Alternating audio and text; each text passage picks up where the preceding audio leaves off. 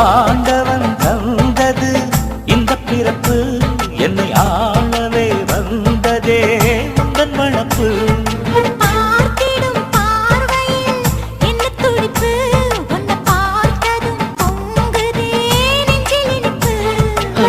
கண்ணிருக்கும் காரணமே கண்ணி உன்னை பார்த்திடவே, நெஞ்சிருக்கும் காரணமே நித்தம் உன்னை நினைக்கவே. வாழும் வரைக்கும் சொந்தம் இனிக்கும் வாழ்க்கை ஒரு வசந்தமாகும்.